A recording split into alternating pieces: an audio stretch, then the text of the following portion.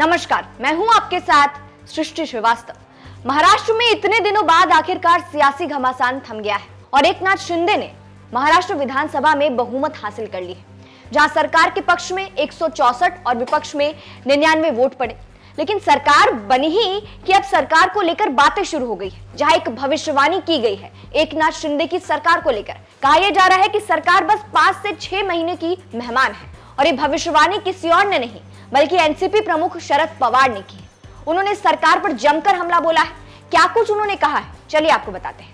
Navbharat times से खास बातचीत में शरद पवार ने कहा कि एकनाथ शिंदे सरकार ज्यादा से ज्यादा 5 से 6 महीनों की मेहमान है। पवार ने अपनी पार्टी के नेताओं से कहा कि वे मध्यावधि चुनाव के लिए तैयार रहे। मीडिया से बात करते हुए शरद पवार ने कहा कि ऐसी सरकारों का भविष्य ज्यादा नहीं होता।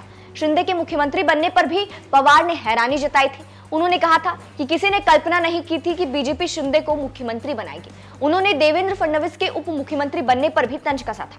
अब शरद पवार ने ऐसा क्यों कहा, इसको लेकर भी कई कयास लगाए जा रहे हैं। जहां कहा यह जा रहा है कि शरद पवार ऐसा इसलिए कह रहे हैं ताकि उनके पदाधिकारी और नेताओं का मनोबल बढ़ सके, क्योंकि जिस तरह से महाराष्ट्र में सत्ता परिवर्तन हुआ है, ऐसे में उनका मनोबल गिर चुका है। वहीं संविधान के जानकार एडवोकेट डॉक्टर सुरेश माने ने नवभारत टाइम्स को बताया कि शरद पवार ने यह बयान इसलिए भी दिया हो सकता है ताकि उनकी पार्टी में विधायकों को टूटने से बचाया जा सके। इसके अलावा बागी गुट के विधायकों में एक भ्रम की स्थिति पैदा की जा सके।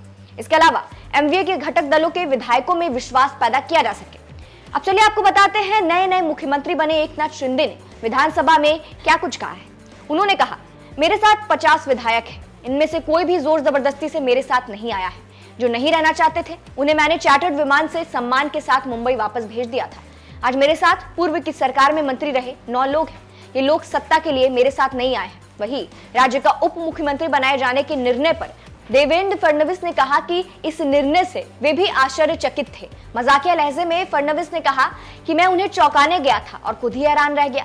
रविवार को पत्रकारों से बात करते हुए देवेंद्र फडणवीस ने कहा कि जिस वक्त वे मुख्यमंत्री के लिए एकनाथ शिंदे के नाम की घोषणा कर रहे थे, उस समय किसी को जानकारी नहीं थी। उन्होंने कहा कि मेरे साथ बैठे 3 लोगों को नहीं पता था कि किसे मुख्यमंत्री बनाया जाने वाला है। जब उनसे पूछा गया कि उन्हें कब पता चला कि उन्हें मुख्यमंत्री नहीं बनाया जाने वाला है, तो उन्होंने कहा कि मुझे पहले से पता था, लेकिन एकनाथ शिंदे को मुख्यमंत्री बनाए जाने के बाद मुझे उप मुख्यमंत्री बनाए जाने को जो निर्णय लिया गया वो मेरे लिए आश्चर्यचकित था। देवेंद्र फडणवीस ने आगे कहा कि कैबिनेट विस्तार पर अभी तक कोई चर्चा नहीं हुई है। जब उनसे पूछा गया कि मंत्रिमंडल गठन का फॉर्मूला क्या होगा, तो उन्होंने कहा कि जब चर्चा ही नहीं हुई है तो मैं फॉर्मूला क्या बताऊं। और अब महाराष्ट्र में नई सरकार बनी है, शिंदे सरकार बनी है और सरकार बनते ही तरह तरह की बातें होने लगी। जहां एनसीपी प्रमुख शरद पवार ने भविष्यवाणी भी कर दी कि 5 से 6 महीने में सरकार गिर जाएगी। शरद पवार के इस बयान पर आप क्या कहेंगे, हमें कमेंट करके जरूर बताएं। नमस्कार।